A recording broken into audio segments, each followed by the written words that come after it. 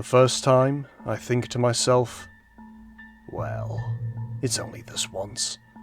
The tragedy I couldn't avoid. The second time, I am shocked that it happened again. The tragedy I couldn't avoid.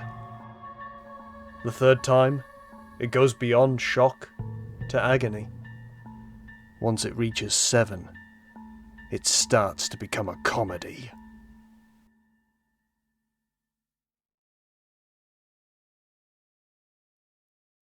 It's the end, but the moment has been prepared for. And yet, as I write and record this, I feel an air of trepidation. As I have long postured, this video, the Atonement Arc, is where I intend to finish this series. Since pressing upload on the last entry, a metaphorical timer started, counting down to when I would finally finish this project. And I don't just mean this video itself, but for the retrospective series as a whole. Something that has been a big part of my life since late March, early April of 2017. A project that I never imagined being as popular as it has been. I also didn't imagine I'd still be on Series 1 5 years later, but that's just how this has worked out, for better or worse. Doing this series has been both gratifying and extremely stressful. Being able to speak my mind about a show that has meant a lot to me for a decade now, come December 15th, 2022, is one thing. But looking back at this series, and seeing how much I've improved, at least in terms of content creation, it really does feel like I've grown in that video/filmmaking department. And of course, I am extremely humbled by you, the audience, the person watching this video. Whether you've been here from the start, joined a couple of years down the line, or only found this recently. It really does blow my mind that people actually want to hear what I have to say about this show, and I'm genuinely surprised by how open people have been to what I consider my more out-there thoughts and opinions, like my aversion to the eye-opening arc, or the theory of Keiichi being somewhere on the autism spectrum. And of course, big props to the people who have corrected me over my more sillier mistakes over the years. You guys are the real MVPs of this series. Clap, clap, clap, round of applause. I know some people want me to continue into Season 2, but I am fine ending this here. And you should be too. Bear in mind, this is the first real passion project I've worked on. I set myself an end goal, and I'm meeting it. Older, sure. Wiser. Questionable. Happier. Well, that's also questionable. But I'll have completed a goal. A goal that I wasn't wholly sure I'd actually reach. And that in itself is an achievement and cause for celebration. This series is a bit scuffed in places, but I guess, on some level, I am proud of it. And of me. Which is something... It's something I don't say lightly. And, look, if you're one of the people who have been experiencing Higurashi for the first time through this series, and are sad that you won't be able to continue enjoying it without this, firstly, as always, that's extremely humbling, and thank you for letting me halfway guide you. But secondly, and most importantly, if you're still watching this, and haven't checked out the show, or read the manga, or gone further beyond Plus Ultra and played the visual novels, something I haven't even done yet, you clearly enjoy this story and these characters. Maybe check it out in whatever format you prefer. These retrospectives were never meant to replace the show itself, especially considering my biased, cock-sided opinions and viewpoints. This has been a great passion project, and being able to finish is even better. I can start working on my other passion projects, more original stuff that will hopefully get me to where I want to be. Wherever that is. Whatever comes our way, thank you for being a part of this. As for right now, however, it's time to end this. Welcome, my friends, to Higurashi, the anime retrospective, the Atonement Arc.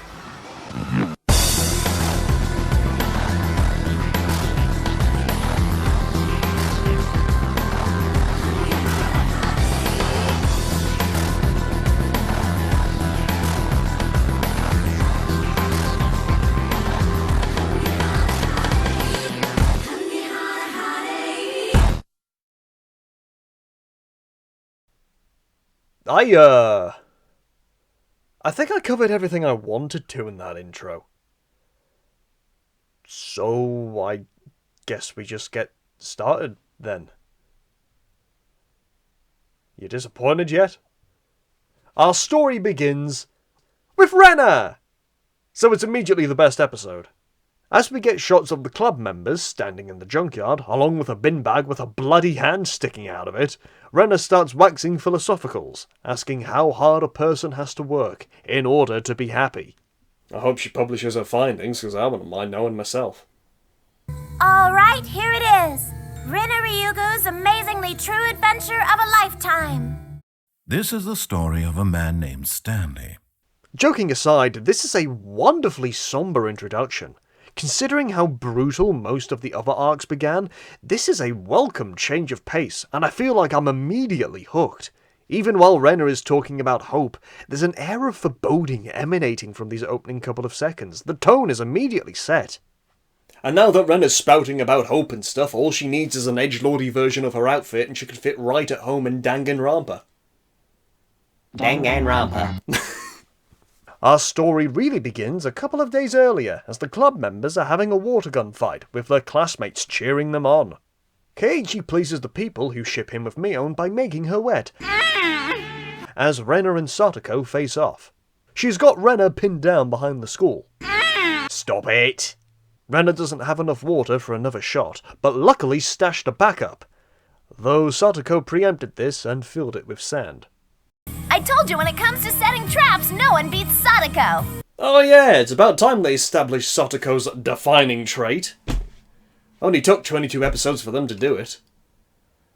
Like, I know she dropped a pan on Keiichi's head back in episode 5, but that just feels more like typical anime slapstick, not, oh hey, here's the thing I'm really good at.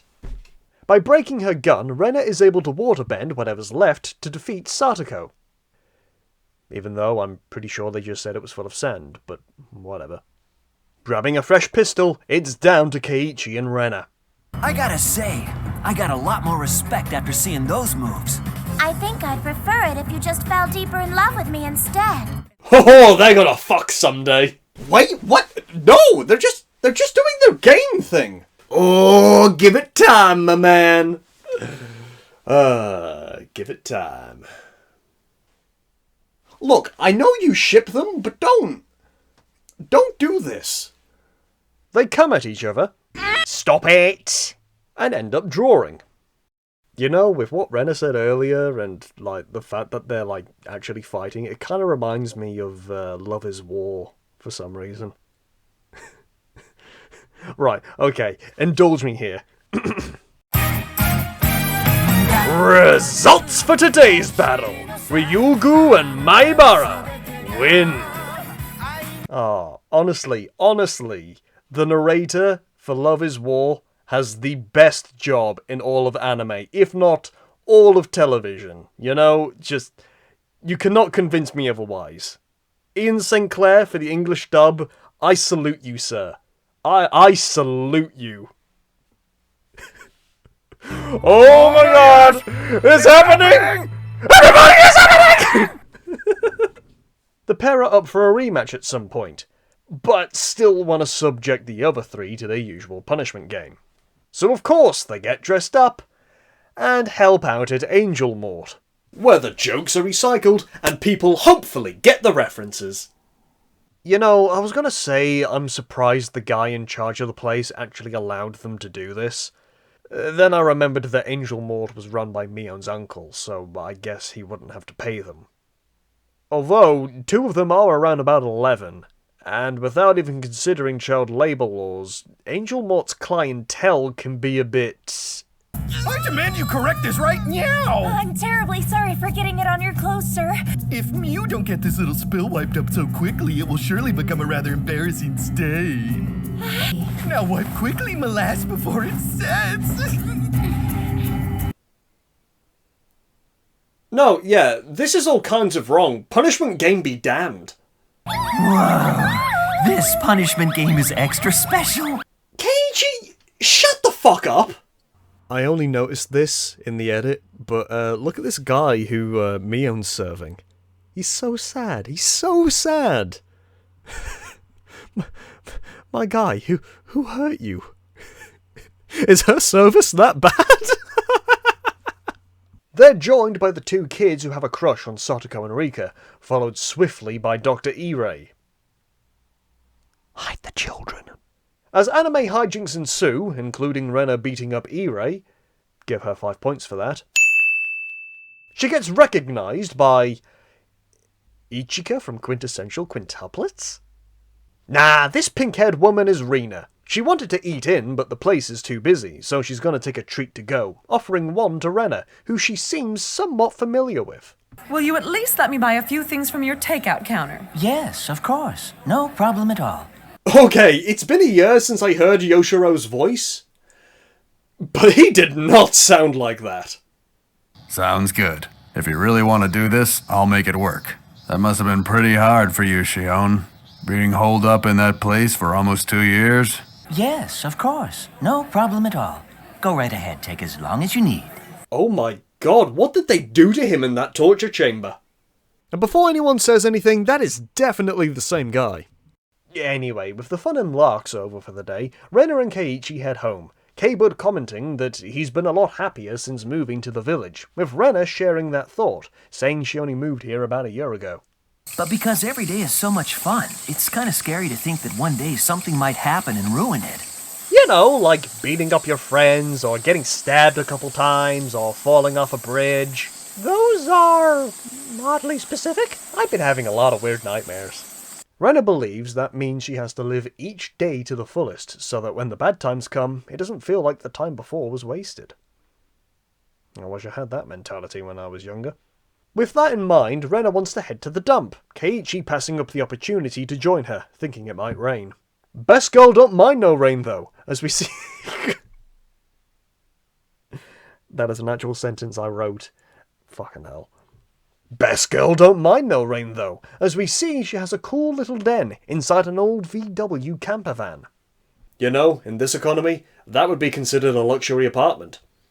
And would still be too expensive for anyone to rent. As it starts raining, we see flashbacks to when she was younger and living in a city, Ibaraki. It's not stated here, but the reason they moved out was because of her mum's job. While she was happy, conditional clause, she started seeing her mum less and less. Until one day, when the two were hanging out, the mum admits that she's fallen for another guy, and wants to divorce her dad.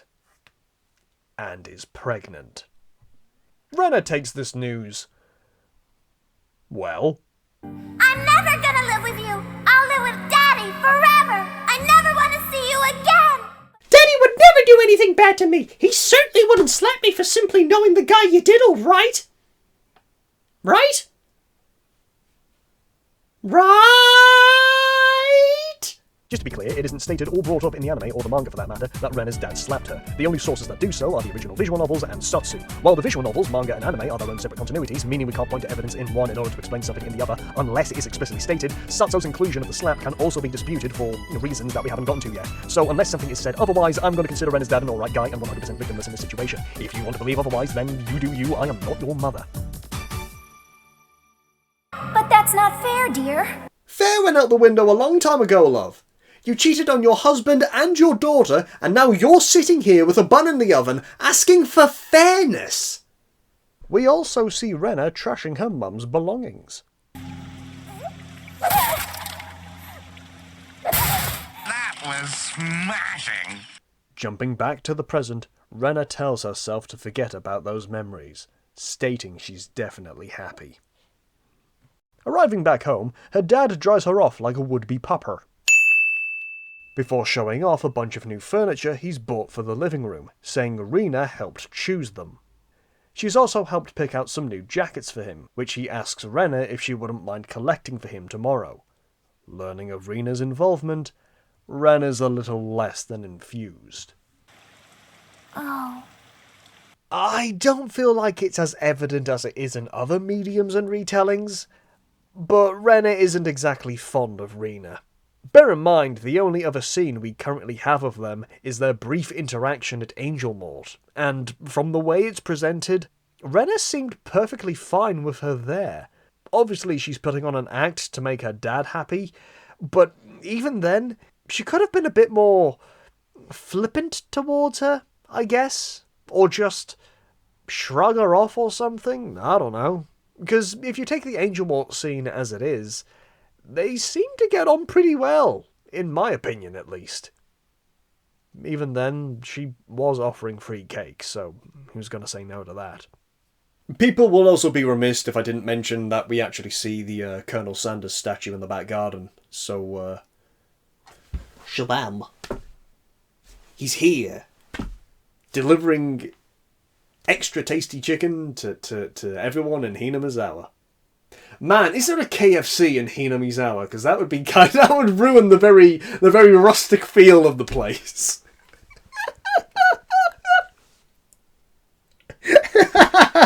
Angel Mort gets bought out by KFC, and they start selling Kentucky.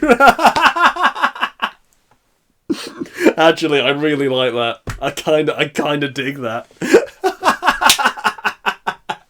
The next day, after school, Rena heads to Okinomiya, but her dad's delivery hasn't arrived yet, but soon will, so she heads to a nearby cafe.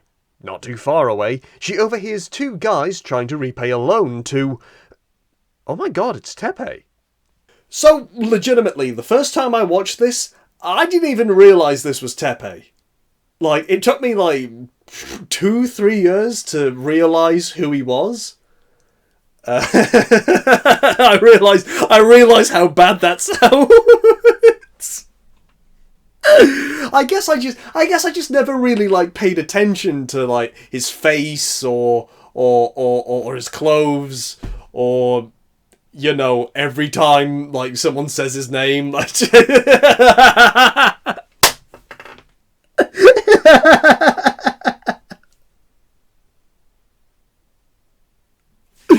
It's not an overstatement when I say I'm an idiot.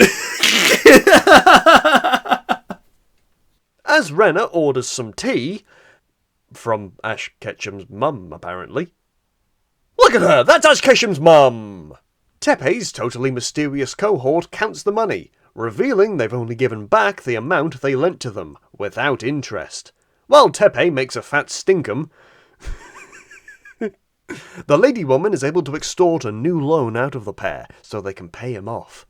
As Teppei comes back, he asks the woman, who he calls Ritsuko, how things are going with her gentleman friend in Hinamizawa, and if they can squeeze any more money out of him, catching Rena's attention. She reckons that he has 500,000 yen stashed away in a bank somewhere. 500,000 yen?! That's like... a whole dollar. Anyway, as Rena listens in, she learns that Ritsuko plans to use Teppei as a kind of bait to get this guy to pay up, to get them out of his life. As Teppei and his clients leave, with Ritsuko paying the bill, Rena finally gets a good look at her, confirming her suspicions. Ritsuko is Rena, and her dad is in danger. Before they leave, they bump into Kazai, Shion's bodyguard, who they recognize, with the Sonozaki twins showing up moments later. Oh, Shion, right? Yep, that's me! You've been on screen for less than 30 seconds, and already I can't stand you. Good thing you're sitting down!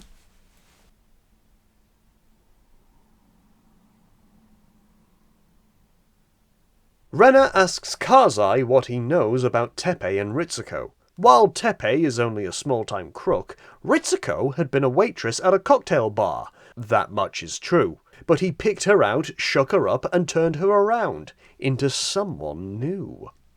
No, hold on. Sorry, that's Don't You Want Me by the Human League. But it came out in 1982, so it works. He warns the pair to keep away from them, Rena insisting to know how dangerous they can be. They tend to make a living off of blackmail and gambling debts, as well as performing badger games. I don't know what that means. What's a badger game? It's just a form of grifting. It's really old. Man, now I'm thinking of that grifting episode from Community. Now I'm just thinking of Community. I want to watch Community.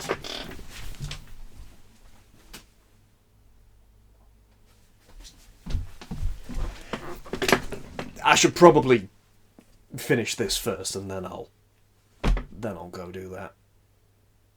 Shion explains that a badger game entails someone fooling a nice guy to fall in love with them. When things seem to be going well, their partner turns up, demanding to know what they're doing with their spouse and threatens them, the nice guy paying the other person to leave them alone.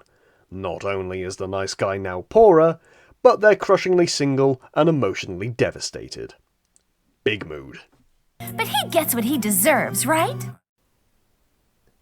They get what they deserve. The victim, who's been emotionally manipulated and is now substantially poorer because of it, gets what they deserve? Look, even with everything that happened in the previous arc, I didn't hate Shion. Now I'm reconsidering it! Rena pulls a Batman and gets the fuck out of there. Without even saying goodbye? Maybe you don't deserve one. Hell, if it wasn't Kazai's job, I doubt he'd even be here. Rena catches up with Ritsuko, probably to confirm that it's actually her, as she helps Teppei into a taxi.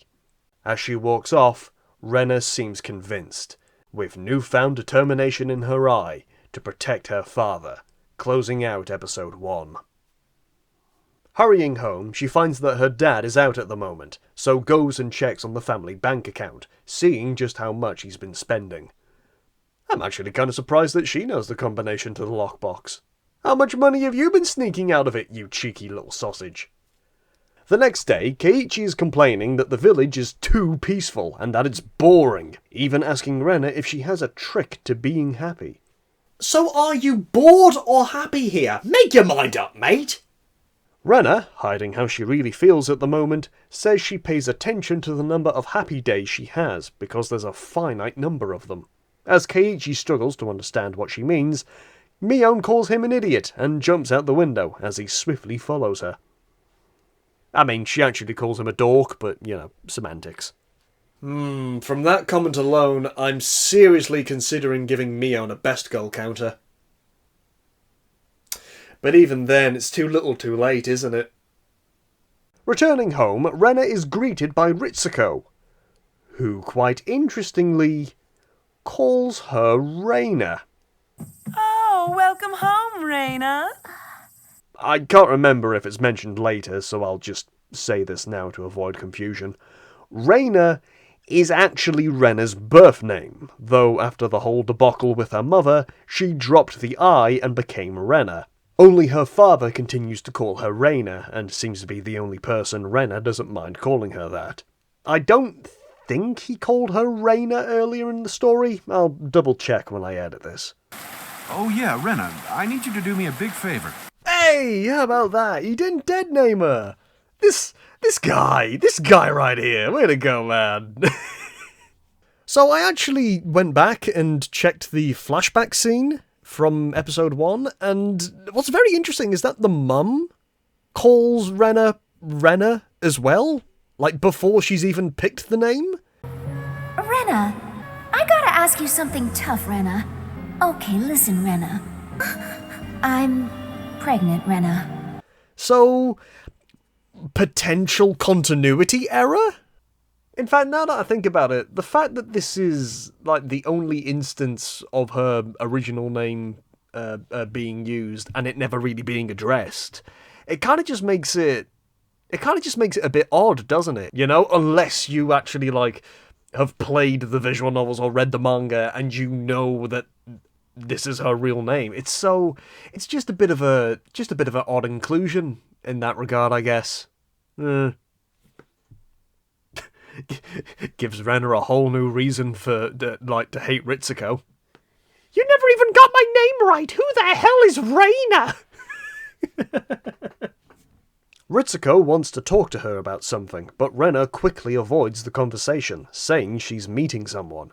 Naturally, she heads for the dump. However, Ritsuko followed her, asking what happened to her friend. I'm just playing alone right now. That's pretty mature for someone your age. What do you mean, her age? It's not like she's 6 or something. Right? No, yeah, she's 13. What are you talking about? Ritsuko wants to know if Rena really likes her, since she and her father have been talking about their future together. After flashing back to when her mother told her about the guy she wanted to hook up with, Rena blatantly tells her that she's fine with them dating, but marriage is off the table. Ritsuko is only a little surprised by her response, laughing it off, having suspected Rena's dislike for a while. She even invites her to say what she really thinks about her. I hate everything about you. Your clothes, your makeup, even your smell. Gee, don't hold anything back, Rena. Ritsuko threatens Rena, but she stands firm, telling her to never step foot in her house again, and that any kind of marriage proposal is off. Though Ritsuko says that's something she should probably tell her dad. Wanna know why? 'Cause I'm pregnant. Rena, Mommy is pregnant.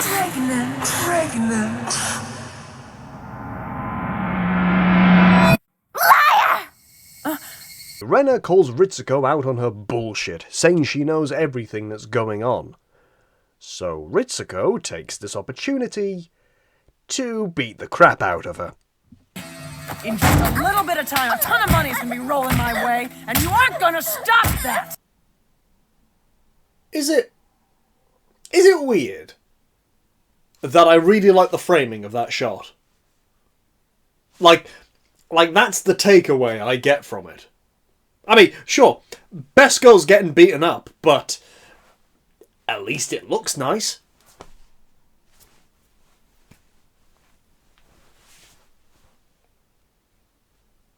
As Ritsuko chokes her out, Rena is able to force her off by cutting her with a shard of glass.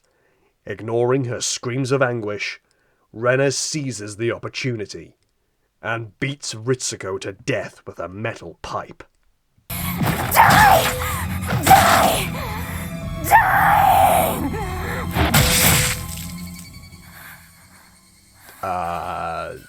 Results for today's battle? Rena Ryugu wins? Satisfied with her handiwork, she hides Ritsuko's body in an old fridge, but knows the job isn't quite done. As night falls, Rena returns home as she sees her dad getting beaten up by Teppei. Interestingly, the dialogue implies, to me at least, that the dad didn't or wasn't willing to hand over any more cash, with Teppei seemingly leaving empty-handed, saying he better have his money ready when he comes by tomorrow. Chasing after him, Rena convinces Teppei that Ritsuko is looking for him. Leading him to the dump, her flashlight conveniently stops working, leaving Teppei in the dark. He pulls out his lighter when...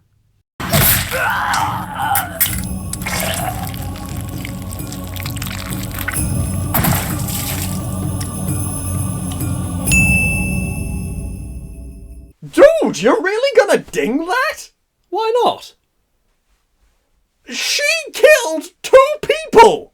Yeah, in self-defense. Okay, that second one was definitely provoked. So? It's only Teppei Hojo, it's not like he was an upstanding citizen or anything. So what you're saying is, he deserved it.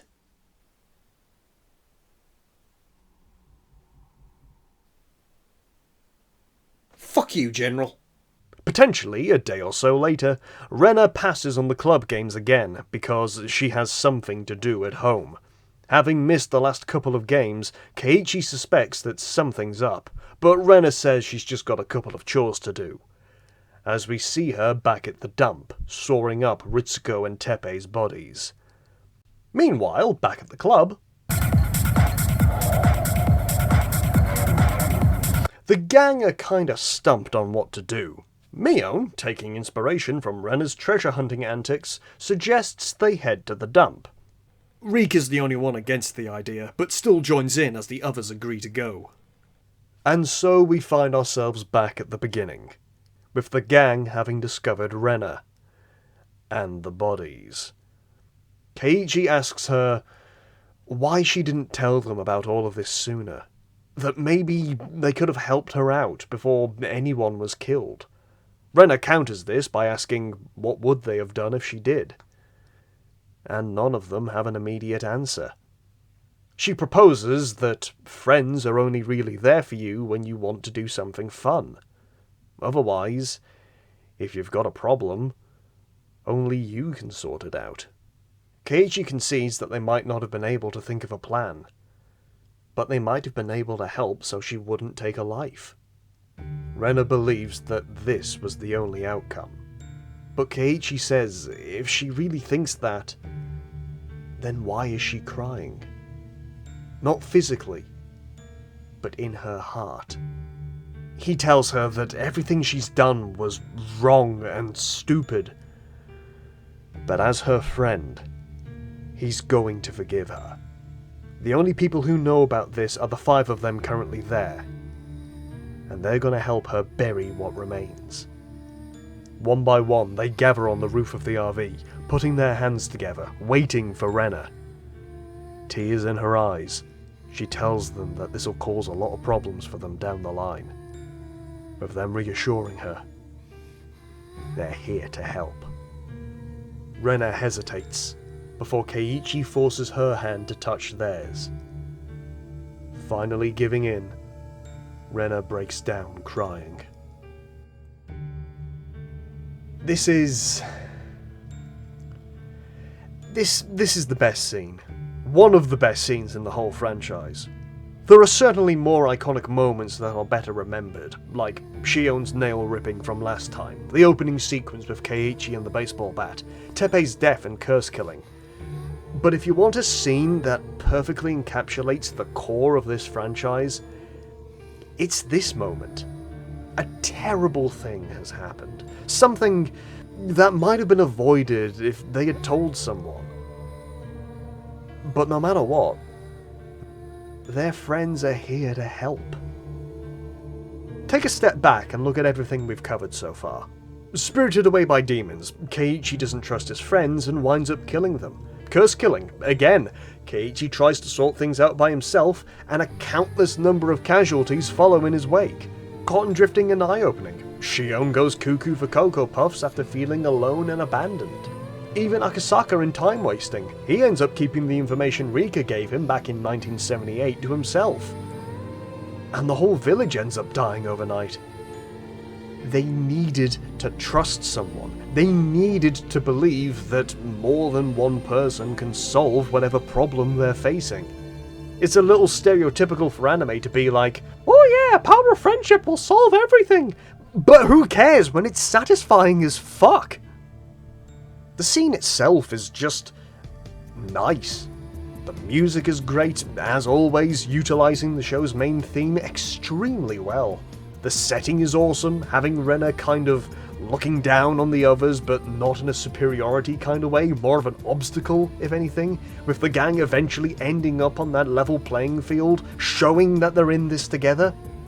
Something I find interesting, and kinda don't agree with, is that Keiichi has to end up pulling Rena into the hand pile. I know Rena has some trepidation, but considering the whole point is them reaching out to her, they really should have let Rena put her hand in of her own volition. I'd be fine if she was like, putting her hand in, reclining a bit, then Keiichi grabs her, but she should have made the choice herself. There are some other small problems, but they're extremely nitpicky and don't ruin my overall enjoyment of the scene. Also, because there hasn't been a joke in a while, Hey, Rena, did you kill my uncle? Oh, yeah, kinda. Huh. You know, guys, I forgive Rena entirely. She did nothing wrong. The gang cart the remains into the middle of the forest, where we see them depositing them in a cave? Okay, I don't pretend to be an expert, but that is not a good hiding place. I mean, it might be a hole in a cave, but it just looks like you threw them in there without a second thought. Those bodies are going to be so easily found, you didn't even bury them. Is it because you don't have the right kind of hole-digging music? Because I know several different versions of the Diggy Diggy Hole theme that would work wonders for this. Have you heard Windrose's version? Brothers of the my rejoice! Actually, I'm surprised Mayon didn't offer to take the pieces away and dispose of them more secretly. You know, in the hole. As they head back, Rena thanks them, admitting that going through with her original plan might have damn well killed her. As she leaves, the others agree to forget what transpired today, that if they keep pretending nothing happened, eventually they'll believe it. Though Rika wonders aloud if they'll live long enough for that to happen. Sometime later, it's the day of the festival, and as the townfolk flock to the Furude shrine, we see Oishi ominously watching over the gang, closing out episode 2. It's so weird. You had a much better ominous cliffhanger 30 seconds ago. What was the point of this? Episode 3 begins, and whoopsie poopsie, Jiro be deaded because his throat was itchy. Maybe it was drugs. I'm not aware of any kind of drug that would make a person claw at their own jugular. I don't think that's it, Detective. What if he used itching powder? Last time I checked, Detective, itching powder wasn't a drug. But what if he sniffed it?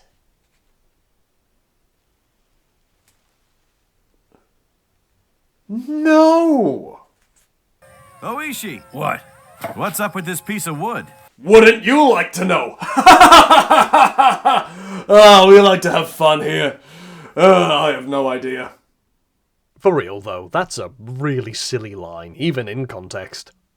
Knowing that Jiro had been hanging out with Takano at the festival, they send an officer to make sure she's okay. The next day at school, the gang are playing something that I think is meant to be Cluedo? My money's on Colonel Mustard. It was always that condimental bastard when I played. Miss Chie interrupts, saying Rena has a visitor, that being the air conditioning enthusiast himself, Detective Oishi. Detective Oishi. Hi, everybody, Detective Oishi. That's only going to make sense for people who have seen Let's Voice Ace Attorney. Go check out Let's Voice Ace Attorney on the Studio Paradox channel right now. Taking her to his car, he asks her if she knew Jiro or Takano, which she does, with the scene cutting away before he tells her what happened to them. Back home, Rena pulls out a couple of scrapbooks, as we flash back to before the festival, where she bumps into Takano at the library. Yeah, if there was a part of this arc that I wasn't crazy about, it's the ordering of these events. Why do we need this as a flashback? Why didn't we get this sequence before the events of the cotton drifting? Why not just let things play out in chronological order? Did we really need to see Oishi at the end of episode 2? Like I said, Rika's foreboding comment would have been a perfectly fine way to end it. Then you could just have started episode 3 here. It's so simple. Anyway, Takano's been doing some research on the cotton drifting deaths, and shares a little bit of it with Rena. She says an organisation is behind it all, orchestrating it to make it appear like divine intervention, though she admits that's just a theory. A game theory! Thanks for watching. As mentioned last time, the village was originally called Onigafuchi, but once it changed its name to Hinamizawa, they stopped practicing many of the traditional customs. She believes this group is trying to resurrect those old rituals, suspecting the 3 great families. She also mentions that demons once came out of the swamp and attacked the villagers, before Oyashiro calmed them down and turned them into humans. Is that part of the legend of Oyashiro too? Never heard it. I've only seen the first Legend of Oyashiro myself. I own 2 and 3, but I just haven't got around to watching them yet. I have seen Season 4, and I understand why people don't like it, but personally I really like the last one. I think it's really cool. I have seen 5 and 6. 5 was very good, but 6 left a bit of a sour taste in my mouth, and it just hasn't quite gone yet.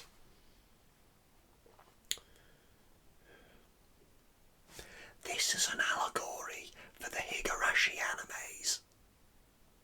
Takano asks Rena what she thinks of Oyashiro, as she tentatively admits that she's met him. Okay, trigger warning once again. This next sequence features references to self-harming, so if you're not up for that, feel free to skip to the next chapter or follow the timecode on screen now.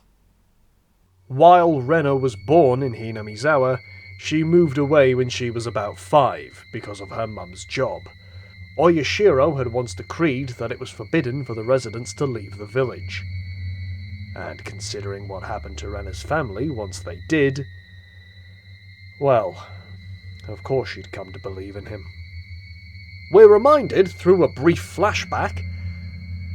So, wait, we're having a flashback within a flashback now? See why this ordering is dumb? We're reminded through a brief flashback of her mum admitting to cheating, leading Rena to lashing out at school, which, if you remember what we were told back in Spirited Away by the Demon, she actually assaulted several students, though she admits she didn't know what she was doing and wouldn't normally do it.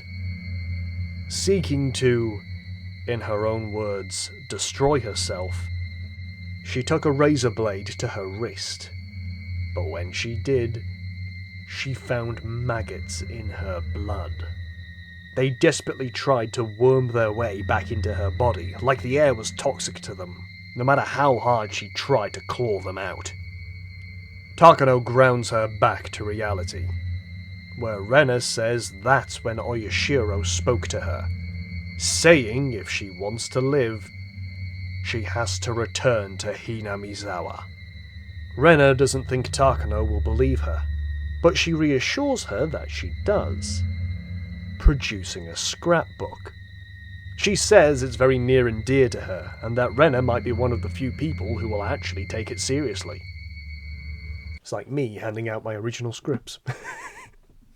Before she leaves, Takano asks Rena if she can keep the scrapbook a secret, since there are some bad people who will want to silence her because of its contents.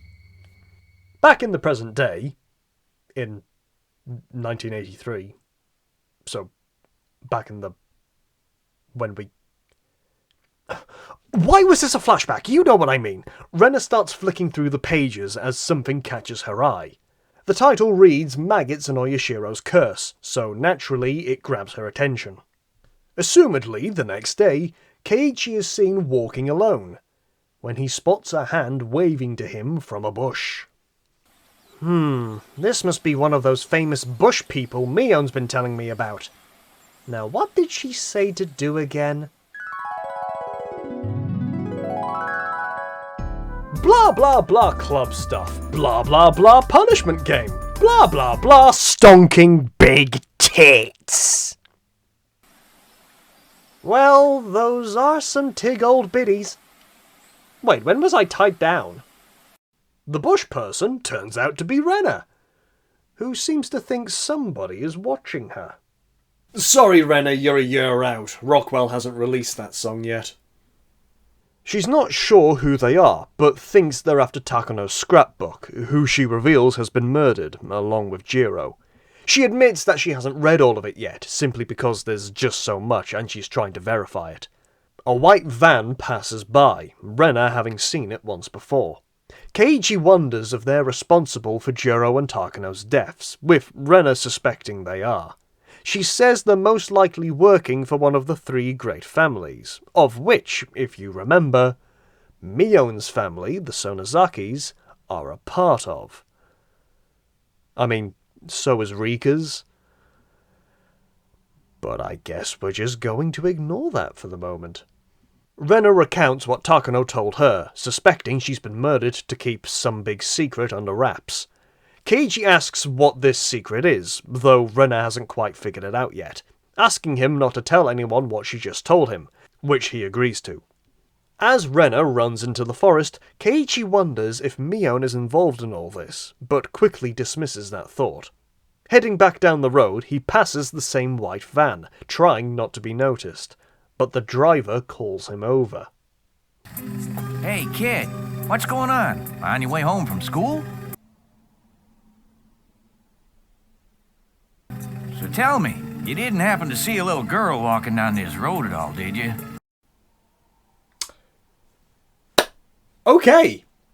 Mild spoilers. This guy actually has a role to play, particularly in, like, the latter half of the second to last arc and then, like, the final arc as well. I never imagined him to sound like that. She had on a big white hat and white dress. Oh, yeah, she also has this huge purple ribbon around her neck. It's so weird. You're so weird, man!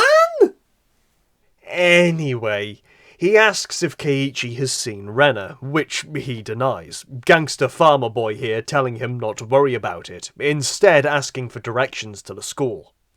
Asking the guy if he's seen a particular girl before saying you're trying to find a school? Yeah, you look suspicious for an entirely different reason now, mate. The white van doesn't help. Finally home, Keiichi phones Rena.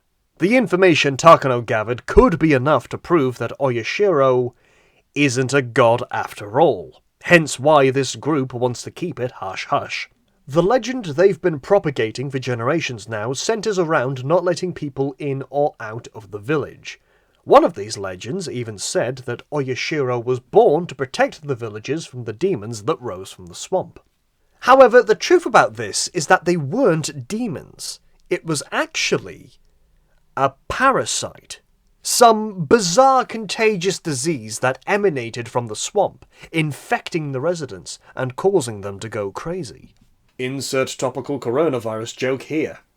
So, if Oyashiro wasn't really a god warding off demons, then what was he? I don't really know for sure, but he could have been a doctor. Hi! Hey! Sorry, was just passing by with my mate when I heard you lot were having a little problem with the plague. Well, don't you worry. The doctor is in. Actually, considering Takano's comments about Oyashiro turning demons into humans, it kind of works using David Tennant's doctor, since in the first episode that I ever saw, he cured plague zombies and turned them into like a whole new race of humans. It's great. It's underrated. I like that one. And yes, I will take any and every opportunity to connect Doctor Who to Higurashi. Get off my back, alright? I reference Zagreus, for God's sakes. But yeah, this doctor couldn't exactly cure the virus, but contain it. Hence the creation of the no leaving the village and don't let people in ruling. Hinamizawa just so happened to be the perfect breeding ground for this parasite, due to its temperature and climate. When an infected person, or host, tries to leave the village, the parasite causes a strong reaction within them, forcing them to return. Over the years, this reaction has been interpreted as Oyashiro's curse. Keiichi points out that people nowadays seem to be able to come and go as they please, Rena explaining that, well, the plan worked. Separating the villagers from the rest of the world lessened the dangers of the parasite. Wait. So you're telling me that if someone was infected and ended up isolating, they wouldn't spread the virus? Something about that seems off. The parasite can only survive if it finds the right kind of host body. So, if someone left the village and ended up going crazy and killing someone, they themselves were killed, along with the parasite. That way, only people who were compatible with the virus survived, sort of explaining where the mixing of human and demon blood came from. The Cotton Drifting Festival involved eating the intestines of those dead hosts as a sort of primitive vaccination to strengthen the villagers' resistance. Wait. You're telling me that if I got vaccinated, I would actually gain resistance to this plague?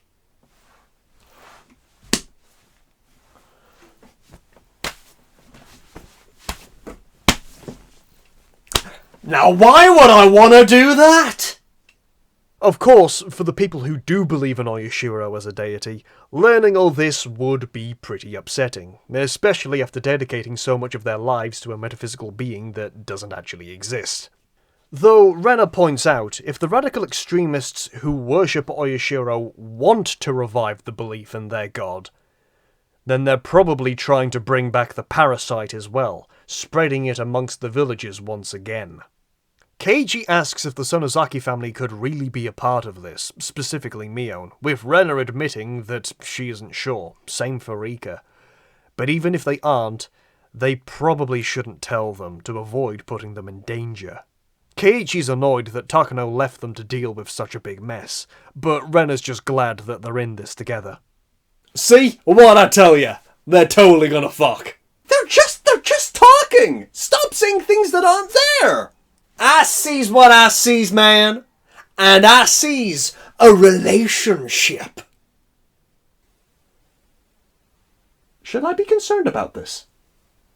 The next day at school, they're dealing with something far worse than a plague. Complex sums without the use of a calculator. Listen, Mion, you can't calculate like that. It won't work. Boo! I can't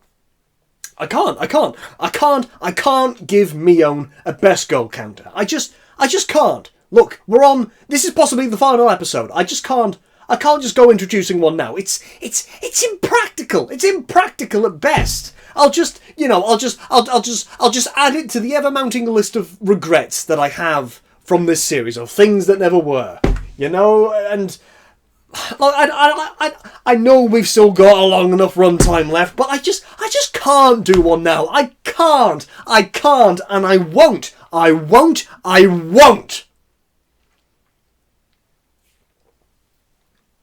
But good God, that was horrible. Looking out the window, Rena spots the white van again, becoming concerned. Chie allows Farmer Mobster to get on with whatever farmer mobsters do. He also hands her some kind of document, Rena spying on them. It sure is hot out here. It's true. Days like this are good days for curry.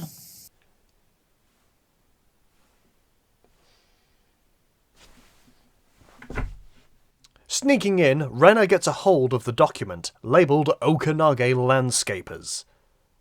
Good, I can finally call him by his name now. Even though I don't think he appears again after this. She phones the number on it, but it's not in service, remarking that it's them. Cutting back to the classroom, Rena has gone, leaving her bag behind, with no one knowing where she is, ending episode 3. Later that evening, Rena is at a familiar-looking phone booth, talking to Oishi.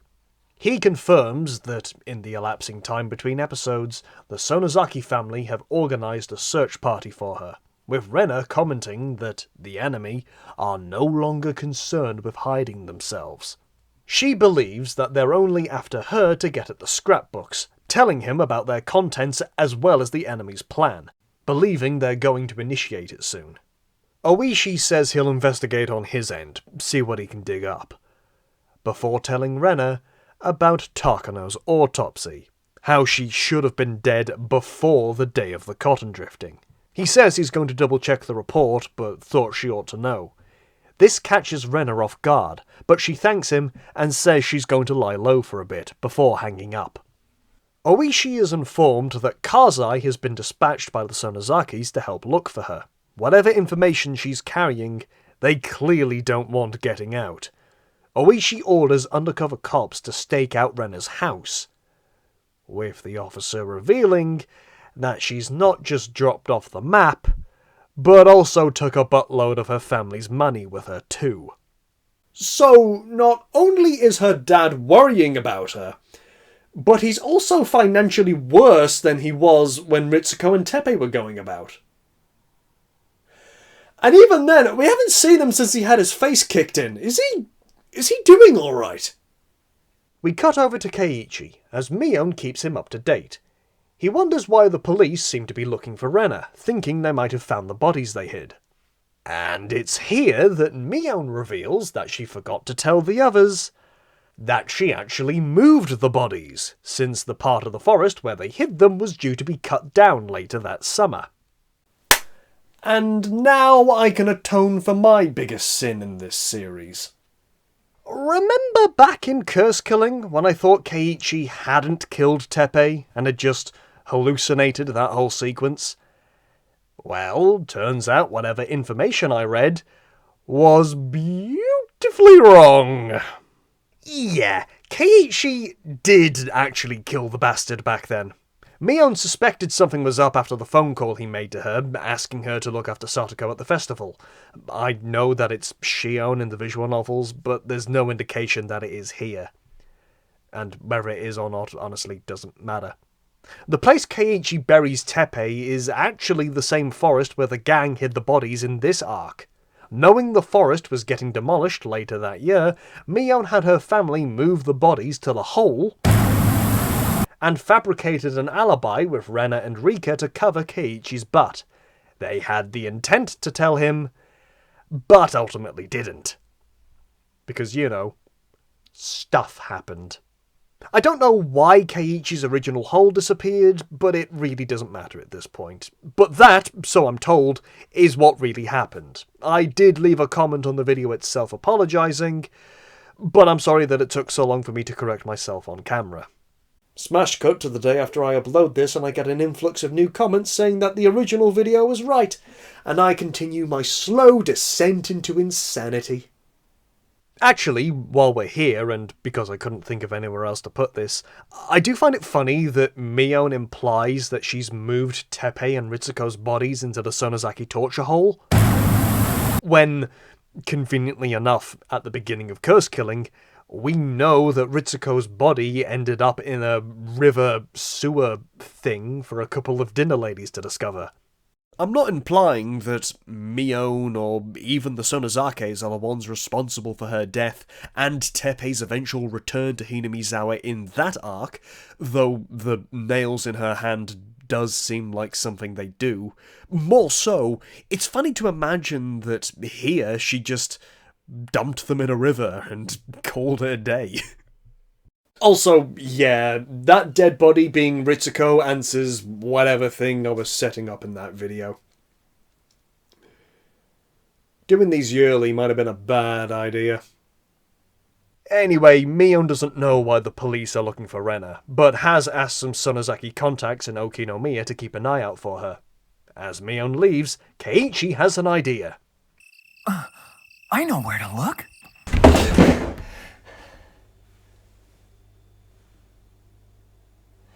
Okay, maybe somewhere else.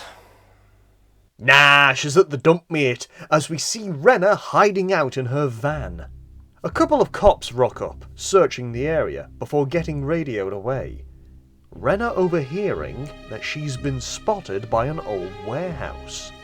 As they leave, she remembers back to what Oishi said about Takano supposedly being dead during the events of the cotton drifting.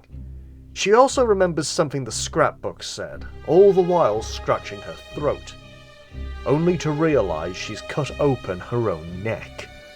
noticing maggots in her blood. Sometime later, and after skipping a really cool and interesting scene that doesn't get covered until Series 2... Seriously, of all the arcs we've covered, this is the one that could have benefited from being 6 parts. Keiichi arrives at the dump, soon finding Rena, hatchet in hand. She was already on her way out, warning Keiichi not to follow her. She tells him that, earlier that day, she went back to where they buried the bodies, only to discover them missing. He tries telling her the truth, but only ends up confirming Rena's suspicions, as she claims Mion betrayed her. Keiichi says Mion was only trying to help, but Rena isn't listening. Finally deciding to tell him the whole truth. Written deep within Takano's scrapbooks, what the Sonozaki family really want to keep hidden. The parasites that infected the townspeople all those years ago are aliens.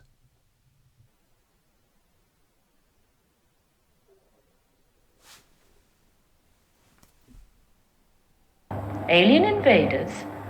Little blue men with 3 heads? Some of this stuff, it's alien. Do you get what that means? Aliens! Hinamizawa. Well, of course they're aliens! Why else do you think I'm here? Well, technically they're not aliens. They're actually from a parallel universe. That's how I was able to follow them. They're covered in void stuff. But even then, a creature like that shouldn't be able to survive a trip through the void. Unless...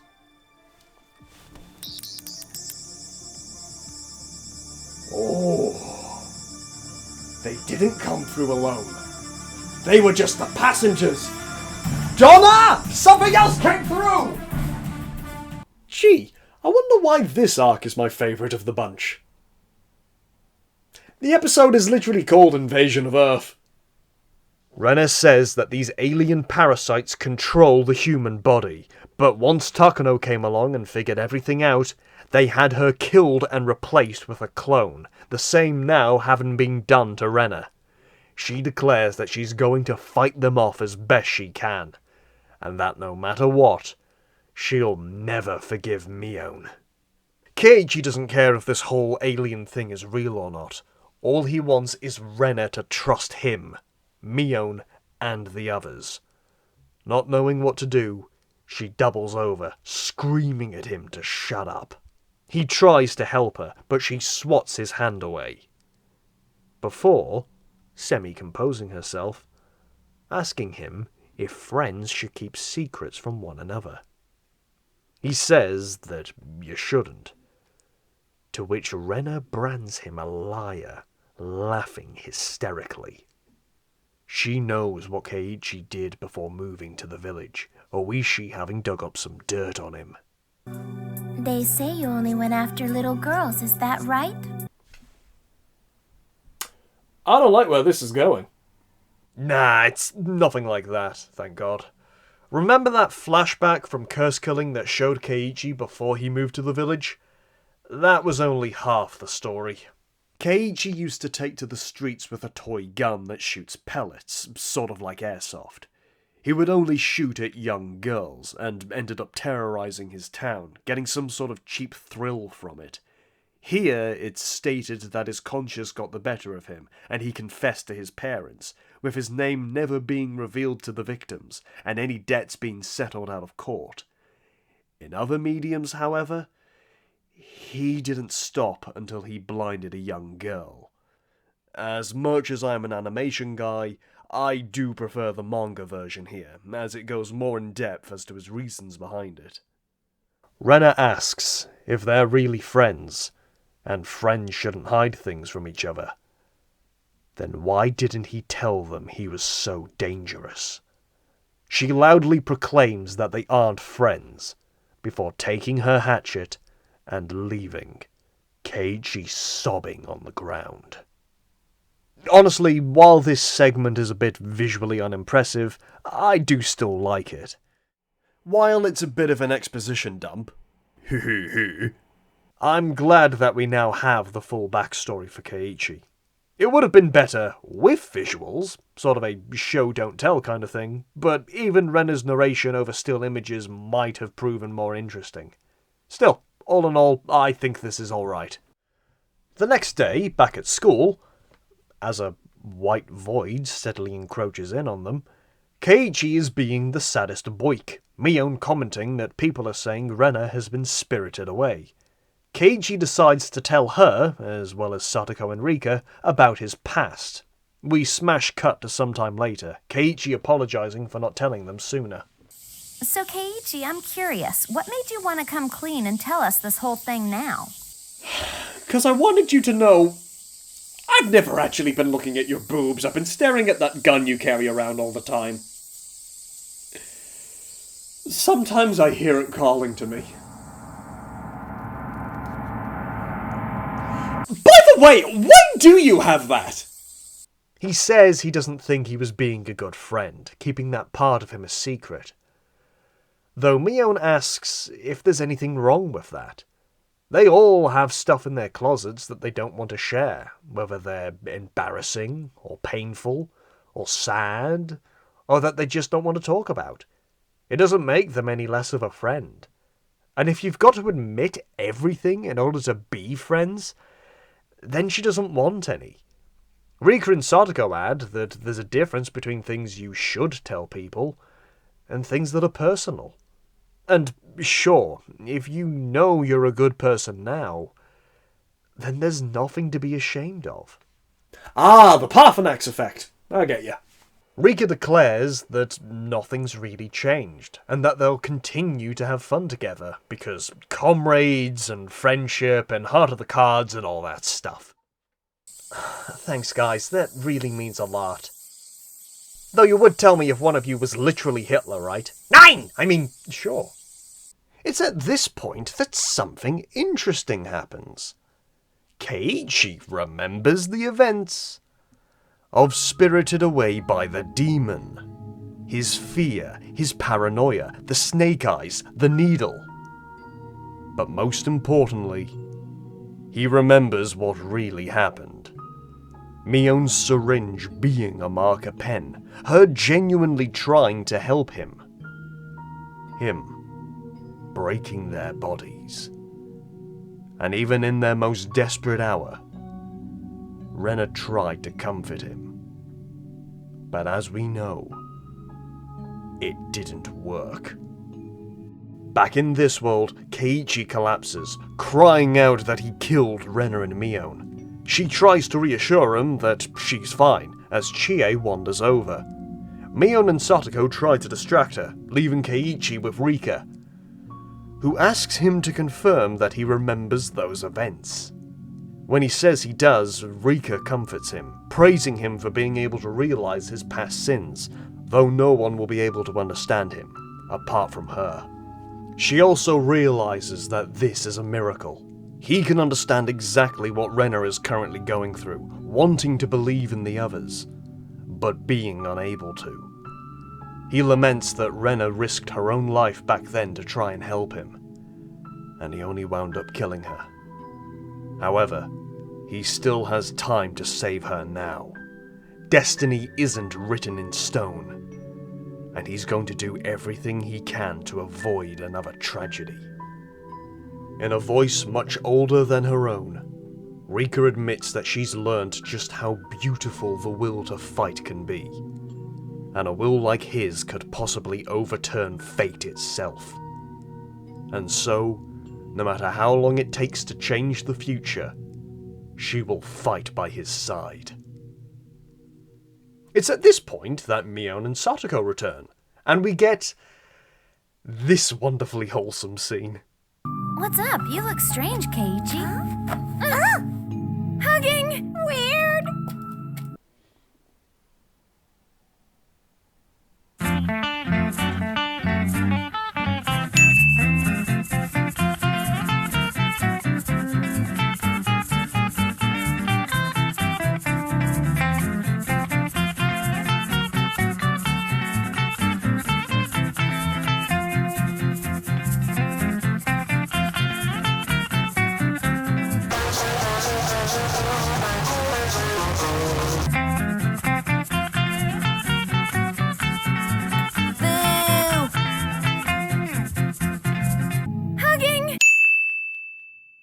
While she doesn't know what he's talking about, Keiichi apologises for his actions back then, saying he'll never doubt her or any of his friends ever again. So, lot to unpack here, isn't there? Can't wait to do it in the unconfirmed, unpromised sequel season! LOL! Later, we find ourselves at a Later, we find ourselves at a restaurant where Oishi and the police are meeting with the Sonozakis, namely Mion, her mum Akane, as well as Kazai. They've asked the police to back off on their search for Rena, saying it's a personal matter between them and her. When asked why they're so interested, Kazai produces a briefcase full of similar-looking scrapbooks to the one Takano gave Rena, inviting the officers to check out as many of them as they like. Some time passes as the officers peruse the collection, and they certainly paint a pretty picture, all coming across as bad science fiction stories. Oh great, they found the scripts I wrote back in college. Oishi, look. This one says the Dark World and our world collided, causing an invasion of spirits. Funny, that's how I described my first marriage.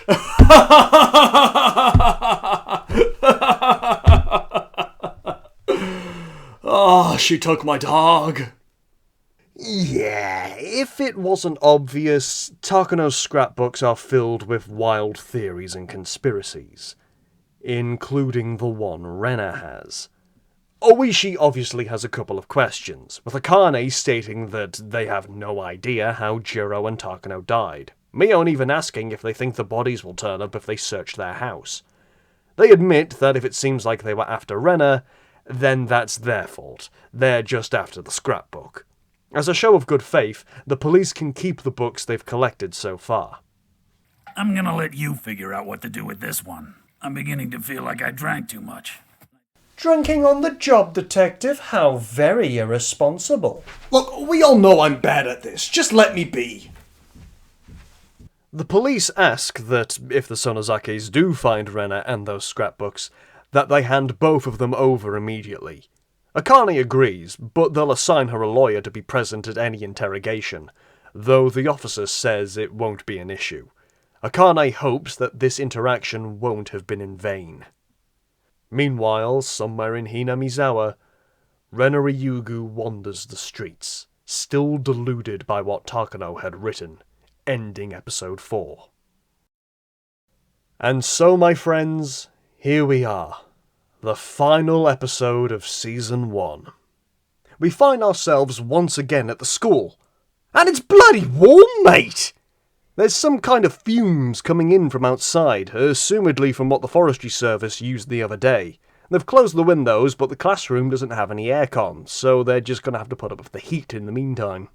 The phone rings, with Rena on the other end. Wherever she is, she asks Chie to come meet her, who does so without a second thought. I'm guessing leaving Mion in charge, since the headmaster is also off doing something. With no discernible adult about, the kids are running around having fun. That is until Rena shows up, hatchet in hand, threatening one of the children. She asks everyone to move to the centre of the room.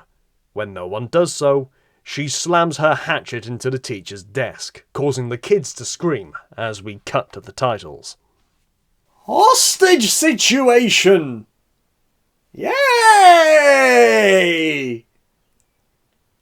I like her and all, but I'm not going to ding this. Much later that day, and I really do mean much later, when Chie answered the phone, she said good morning, and it's now like early sunset at most. I mean, even assuming those pre-title scenes take place somewhere between 11 AM and lunchtime at the latest, we learn later that scenes with the police are closer to 6 PM, so it's maybe 5:30 at the earliest here. The police took literally all day to get there. There's a topical joke here somewhere. Rena's had the curtains closed all day, so the police have no clue what's going on in there. Lucky for them, she's given them a ring. We see most of the class, par Keiichi, tied up with skipping ropes, Rena asking Oishi if he's really on her side. He tries to convince her that he is, Rena saying that Keiichi believes her too. Oishi asks if he can speak to him, Rena surprisingly agreeing. As she walks around the room, the two talk, using a simple coded message to convey information. Keiichi's only pretending to be on her side, doesn't have any idea what her demands are, and is unable to confirm if she's working alone. Taking back the phone, Rena wants to know what Oishi's learned about the Sonozaki plot, whether he's found their secret lab where they grow the parasites. He says a couple departments have just started looking, which she berates him for. Listen, Detective. I'm beginning to wonder if you truly are on my side. I mean, it took you fucking hours to even get here! What the hell have you been doing? Look, kid, I got absolutely wasted last night. I'm surprised I can even stand right now. He tries to get her back on side, saying it's difficult to act without evidence, prompting her to say she'll hand over Takano's scrapbook. She sends Keiichi out with it, telling him not to speak to them. Out of view of the classroom window, Oishi hands Keiichi something, telling him to read the note on the way back. He's been given an earpiece and a bottle of mace.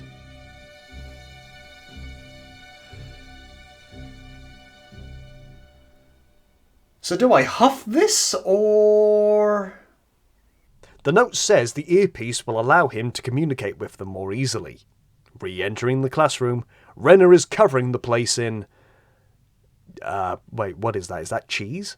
No, Cheeseoid! That's not cheese, that's petrol! Petrol? Yes! I'm gonna be the only person who finds that funny, but... whatever, it's my video. She says it's part of her backup plan, as Oishi listens in. They guess she's got enough to blow up the entire school, just as another officer arrives, saying Rena hid a letter in the scrapbook. Rena believes that she's so far gone that she'll claw out her throat that night. As such, she set up a countdown for the police to conduct a mass investigation. Come 7 PM, she intends to burn down the school and everyone in it, one of the officers commenting that it's currently about 6. Aside from that, she's got another way of blowing up the school. Rena's bloody well made a makeshift bomb, using more petrol and a kitchen timer, also set for 7, hoping this'll be enough of an incentive to get Oishi to act.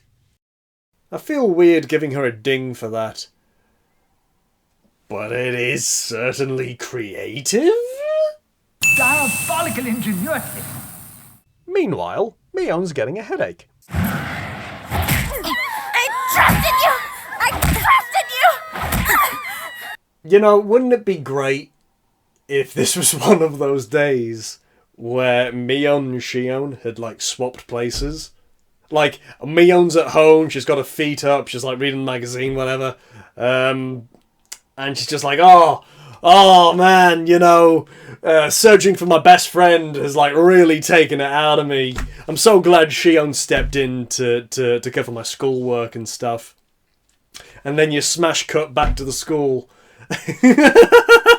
You smash cut back to the school, and Shion's, like, chained up.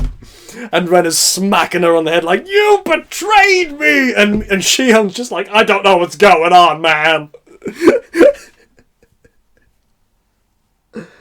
Oh.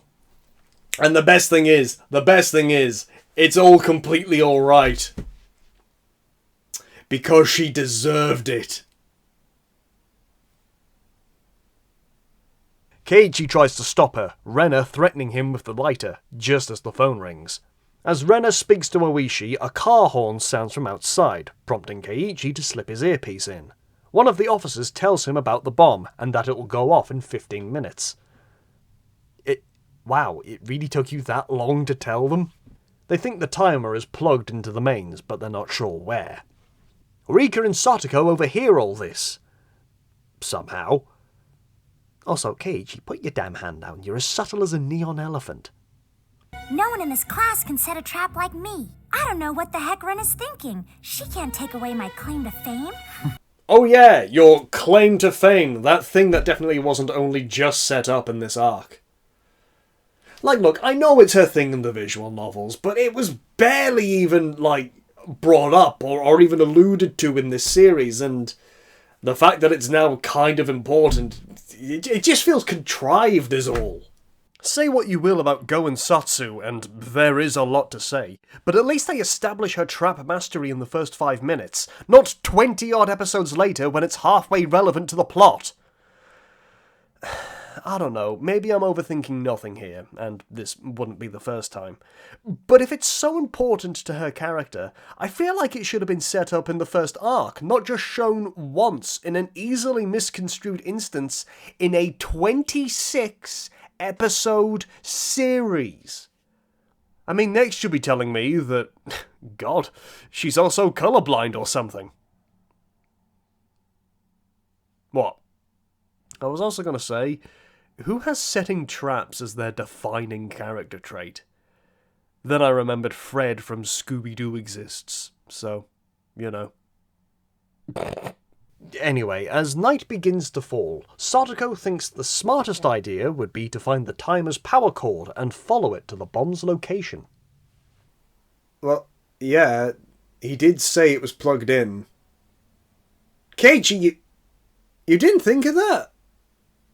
Keiichi tries to convince Rena that some kind of noise came from somewhere else in the school, with her telling him to check it out. There's one thing you shouldn't do. Make me mad. Don't make me go squeaky voiced. Keiichi starts legging it around the school, until he finally finds an extension cable leading out from the teacher's room. Following it to a store cupboard, inside he finds a clock, though the cord is simply taped to it. It's a trap! Tell me, Keiichi, what are you doing standing in a closet with an alarm clock?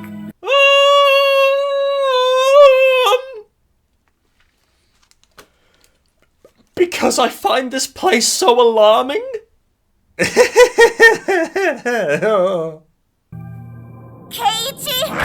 you suck!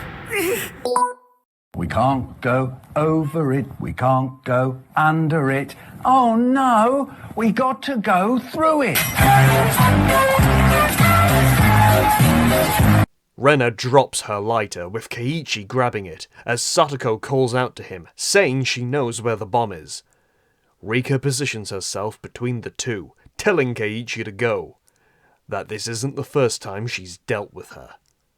As Keiichi scarpers, the two face off. You are so going to die. Geez, Rena, what happened to your spine? You want to play with me? Come on, hatchet girl. Okay, since when did this show become amazing? In the ultimate blue balling of the century, we don't see this battle of the ages, instead cutting to Keiichi and Satoko. She reminds him of a scene that we didn't see, of the kids complaining about the fumes from outside, as well as one of their balls having gone missing. Rena must have clogged the building's rain gutter and filled it with petrol, meaning the timer must be up on the roof. Keiichi dispenses a head pat before running off, but not before Satoko hands him something useful. Satoshi's bat. Nini. Oh, that's genuinely adorable. So that Rika and Rena fight, yeah? But no, we follow Keiichi through the school as he tells Oishi about the bomb, having mere moments left. As he breaks his way onto the roof, he spots the timer, leaping for it, and successfully stops it with 1 second to spare. As the surrounding crowd cheers, the police mobilize, the kids making their escape, including Satoko and Mion. However, it's not over yet, as the fire department warns that the place could still go up in flames. Meanwhile, atop the roof, Keiichi is met by Rena. She says she tried her best, but if the human race is overtaken by aliens, it's all his fault. Huh? Aliens? What kind of a person believes in aliens anyway?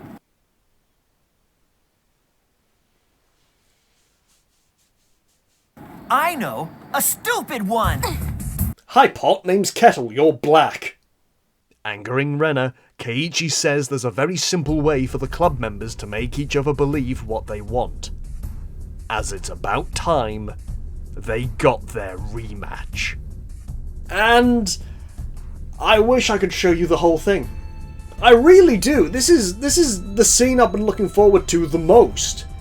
This is the scene that the whole series has been building up to. Tragedy after tragedy. Death after death. Here we are, so close to that happy ending. The tension is rife, and it's been high this entire episode. Even looking at it critically, fully aware of the absurdity of pretty much all of this, I'm still fully invested and loving it. As the two fight, Oishi is left stunned by the whole thing, with the other kids cheering Keiichi on.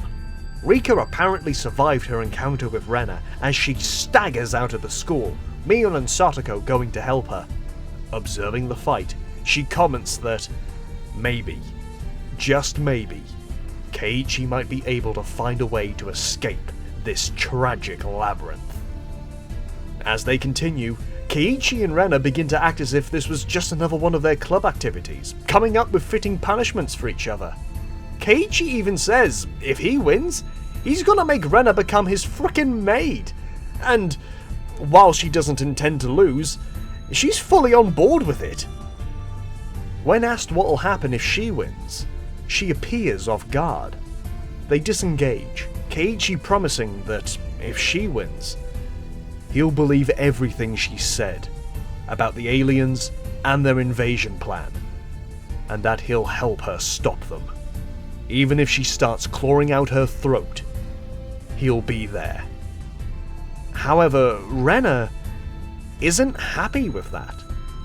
Her winning doesn't sound like fun, if that's what'll happen.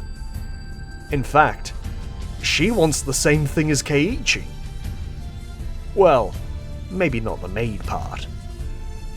But she wants him to be there in the mornings. And she wants him to be there in the evening.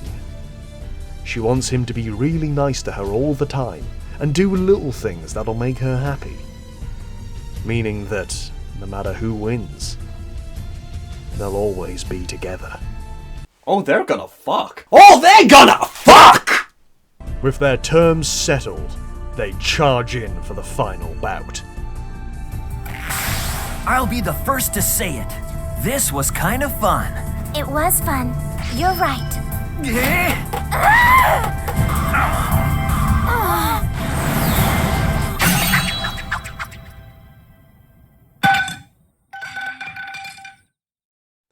As Rena sits on Keiichi, she asks if the fight is over, with Keiichi saying it doesn't end until she brings the hatchet down on him.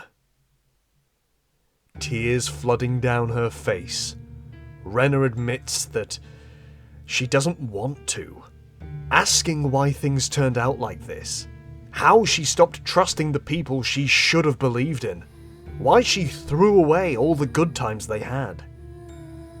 Keiichi, quite rightly too, tells Rena just how amazing she is, being able to see what she did wrong, to recognize her sin. She mentions having done unforgivable things, especially to Mion, Keiichi telling her to just apologize, that Mion will probably end up liking whatever scar she's given her. Embracing Rena, he tells her, and the viewers at home, the ultimate message of this arc. If something ever bothers you, if it's painful or annoying or anything, just talk to your mates. They'll be there for you, and they will try to help you to the best of their abilities. A lesson that I will ultimately never learn. Oh boy, those big sad times really do a number on you, don't they? Rena, bawling her eyes out, returns Keiichi's hug as the police and their classmates look on, Rika herself shedding a tear. Results for today's battle. Just this once, everybody wins. You know, unless your name is Jiro, or Takano, or Ritsuko, or Tepe. But you know, semantics. And so, my friends, with the cries of the cicadas, our story ends with a narration from Rika, in a voice much older than her own, saying that, indeed, it was that simple, to trust and forgive each other, to defeat their inner demons. However, even that isn't enough to solve every mystery in Hinamizawa. We see our club members once again playing a card game, much like earlier in this arc, though with a vastly different art style for some reason. Ah, perfection. As they go to start another round, Chie appears, saying there's a visitor outside. This time for Rika. It's Captain Air Conditioner himself, taking Rika aside, to ask about Jiro and Takano, who have disappeared after the events of the Cotton Drifting Festival. Once again, in narration, Rika confirms that this is how it goes, and that she'll gladly continue to play this never-ending game for as long as she wants, before we smash to the title card and fade to black. And that's it. It's over. I finally finished.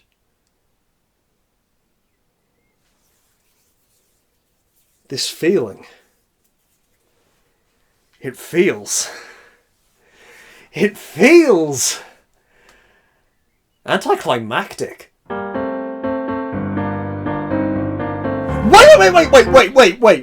Wait. We should probably do some of the analysis stuff. Yeah, do some of the analysis stuff before we, do any of that. I feel like my thoughts about this arc are pretty evident. Unless you haven't been paying attention for the last however many minutes, in which case... how rude. After being semi-detached from our main group of characters for the last 2 arcs, or 8 episodes, it's just nice to have a story featuring them so prominently. It's almost like a breath of fresh air, and yet familiar air at that. While this is, quite evidently, a Rena-centric story, it does also feel like a group story in a way. We've seen what's happened to them before. We assume something just as horrid is going to happen here. And very early on, it looks like we're heading towards that same tragedy. Then boom! With faith in themselves and trust in each other, they reclaim the digital world. I mean, stop things from going over the edge. Where did that come from? But yeah, that ending. It's obviously setting up Season 2. The observant viewer will have noticed the similarities between that scene and the one earlier this very arc. And that is fully intentional. Even the brainier viewer will, at this point, see it and Keiichi's revelation in episode 4 as confirming certain suspicions they might have had as early as the Cotton Drifting arc. Obviously nothing is overtly stated, hence why I haven't addressed the actual plot twist of the series. Again, if I do end up covering Series 2, I'll talk about it then when it's properly brought up. So yeah, for many years now I've offhandedly mentioned that I think this ending is satisfying enough on its own. And to me, those reasons seem obvious. Obviously. For better or worse, Season 2 wasn't, and still isn't, dubbed. Though if Crunchyroll does end up doing something with the Funimation dubcast, they fully have my support, and I will buy those Blu-rays again, thank you very much. Okay, maybe not fully. But looking at the scene itself, and Rika's narration, while it's open-ended, it still feels hopeful. And that, to me at least, is good enough of an ending. Sure, most of the mysteries are still left wide open. Who is really behind the yearly mysterious deaths? Is Oyashiro's curse actually real? Why are there so many kids at a toy store? But the thing about life is, we don't always get the answers. Some things never get resolved. And look, completely disregarding all of the media and mediums and junk, if this was where Higurashi ended, I think I'd be fine with that. Yes, I'm glad there is an ending. Yes, I'm glad I hopped over to the manga to get that ending. Yes, I'm very interested to see how the anime handles it. But for a time, to me, this was the ending. And if I'm completely honest, it's arguably a more satisfying ending than the one we got for Sotsu. How about we talk about the animation, yeah? You know, that thing I haven't really talked about for the entirety of this series. This first season was made back in 2006, animated by Studio Dean. I can't say I've seen anything else produced by the studio, par 2 episodes of Konosuba, and even then I spent one of those absolutely dying of laughter. So I can't say if Higurashi's animation is as good as their other work, especially since Konosuba came out about 10 years later. I also think the art style itself isn't bad. I mean, I wouldn't. This is literally the first Higurashi thing I saw, so it's the one I'm most used to, and yeah, I like it. It's watchable, serviceable, but certainly not the prettiest. And I think that works in its favour. The very simplistic art style can work wonders to lull you into a false sense of security. It's flexible enough to give us charming images that, while a little rough, are still appealing. And they can also crank up that roughness and add more detail to the scarier, more dramatic bits. I'll admit, I never really questioned how strange some of the bodily proportions are.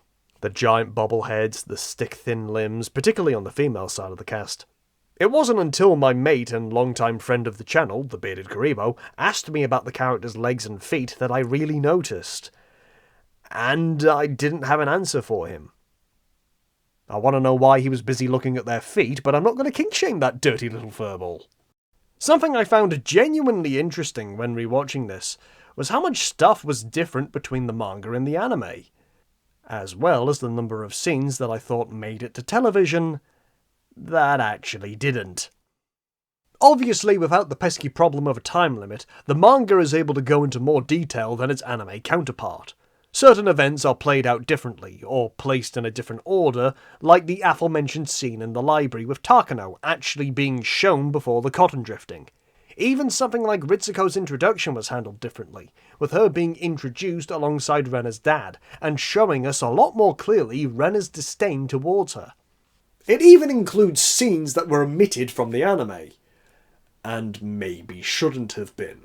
One I won't mention because it was eventually animated for Season 2. The other, well, I thought that it actually happened in the anime, and even went out of my way to plan a whole musical parody segment around it, only to realise that it didn't happen. The scene takes place the night before the hostage situation, with Keiichi thinking about his memories of Spirited Away by the Demon, as Rena comes to apologise for the stuff she said at the dump. He tells her that he understands and forgives her, trying his best to get her to trust him and come inside the house. She says she does trust him, but still has to save the village, even with the little time she thinks she has left. Keiichi feels helpless to save her, but says he'll be on her side. While extremely summarised, it's a favourite scene of mine, and I clearly convinced myself it was actually in there. So it's a shame that it's not. It also sucks that the anime deprived us of Keiichi's Tony Stark-ass looking dilf of a dad. I mean, look at that dad! That's a cool looking dad. Now there's a dad I'd like to friend. That's what DILF stands for, right?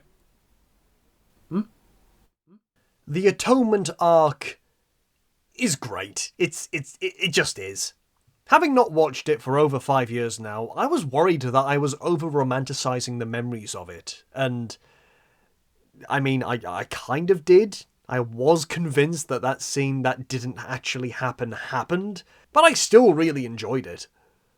Seeing as we're at the end of this series, and because opinions change over time, it might be worth doing an actual ranking of the 6 arcs we've covered so far, or at least where I would rank them at the time of this recording.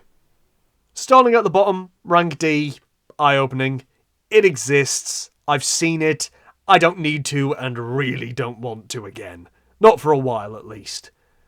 And if I do, I'll just watch my own video on it. Rank C, Curse Killing. It's fine, I'll watch it. Not a go-to one for me, but if someone wanted to, I'd watch it with them. Rank B, Time Wasting. Since doing the retrospective on this, it's actually grown on me. It helps that it's the shortest, but there is a lot of adorable stuff in it, and those final 10 minutes are great. They're just great. They're great, man. Rank A, Spirited Away by the Demon and Cotton Drifting. Spirited Away is maybe slightly higher, it's the first one, slightly more iconic, but both are great and easily rewatchable. And of course, Rank S, Atonement, my favourite character, a cool story, interesting mystery, iconic set pieces, and, while not the end, feels like a satisfying enough ending. While not necessarily directly, it does feel like a payoff for everything that came before. You can see why this was picked as the Series 1 endpoint.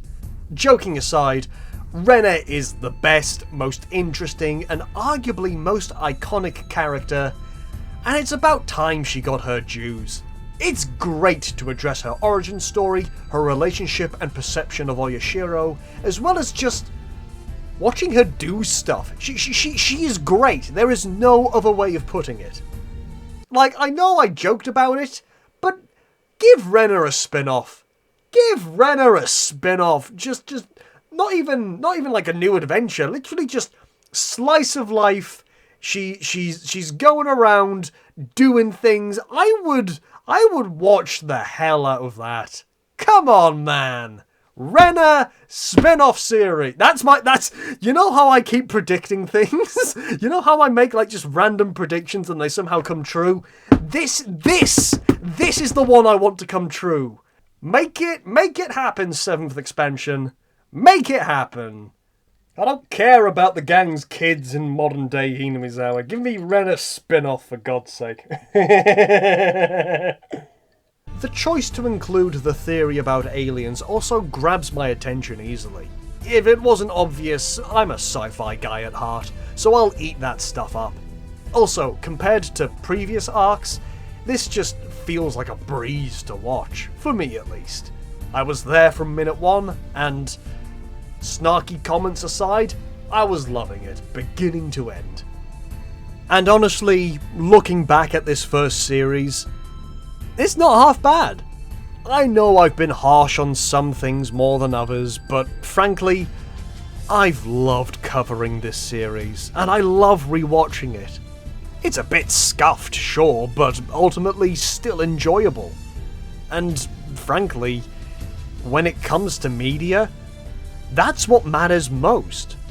Sure, some things might be a little convoluted and out there, but you're watching anime. What did you expect?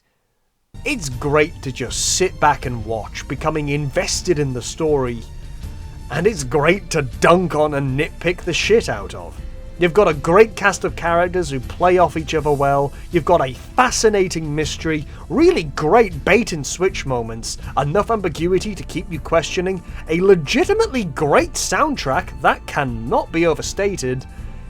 It's just enthralling, and when you do get that bigger picture, it's pretty well thought out. And no matter how I'm feeling towards the greater franchise, or even a particular arc, Higurashi When They Cry keeps bringing me back, again and again and again.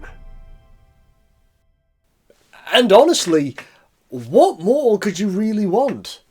What more is there to be said that hasn't been said.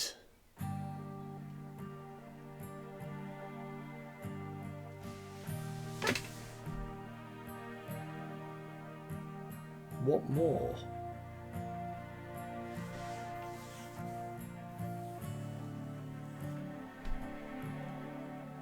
If things go as planned, then this will be released on December 15th, 2022. Oh, fuck you! Almost exactly 10 years since I first stumbled upon this strange little show, and marathoned the first 4 episodes, give or take a few hours. In that time, Higurashi has been a great number of things for me. It inspired me creatively, be that cheeky references with music or scenarios, to straight up plagiarizing looks and story beats for my doomed to failure multiversal clusterfuck Invasion from the Other Dimension. On 2 separate occasions, it encouraged me to explore the greater world of anime, opening up a multitude of new worlds and characters I would never have dreamed of. And even revisiting some beloved classics from my childhood, now with a newfound appreciation for them. As I'm sure you're very much aware, it provided a great topic to, well, attempt to deconstruct over a series of seemingly liked videos, helping me hone a number of skills in producing a piece of work, which just so happened to allow me to connect with other people from all over the globe who, for whatever reason, found the ramblings of a stupid English man about a niche Japanese horror anime to be somewhat entertaining. That's not even mentioning the opportunity that arose to partake in a completely different piece of fan work, stretching a creative muscle that is woefully out of shape. But fundamentally, it provided a source of entertainment, of intrigue, of laughter, of comfort, especially when the dark times came. But when they did, I had the warm embrace of those episodes that I love, or those manga volumes that I couldn't stop reading. Those 5 dorks that make up this tragic cast, forever doomed to face disaster after disaster, gradually began to feel like real people. I came to care for them, which made their downfalls sting just that little bit more, and their triumphs that little bit more rewarding. And yeah, I don't know the ups and downs of this universe, but I don't need to. I enjoy what I've got, and these retrospectives, while difficult and time-consuming, have contributed to that enjoyment. Which is why it's so hard to move on. I do genuinely wonder if the reason this entry has taken so long is because a part of me doesn't want this to end. But if we don't, if I don't, then nothing is going to change. We're going to end up in a loop. And I've been in one for a very long time. And I want to break that. I want to try something different with my life. Higurashi will always be a part of me and this channel. But sometimes, in order to love something, you need to leave for a bit and want to come back. To paraphrase the wise words of 2 bratty Eternals, if you go north, I'll go south. If you go east, I'll go west. We will see each other again, sooner than we think. I want to thank everyone who has ever watched one of these retrospectives, whether that's 7 seconds, 7 minutes, or even 7 hours. Your viewership and kind words have meant the world to me, and I cannot express my gratitude enough. Thank you for your support, the corrections, and even the ones telling me that I'm wrong about the intro sequence. Whatever may come next, I hope to see you there. Just go forward in all your beliefs, and prove to me that I am not mistaken in mine. I've been Michael Crewe from Crewe on the Sofa. You already knew that.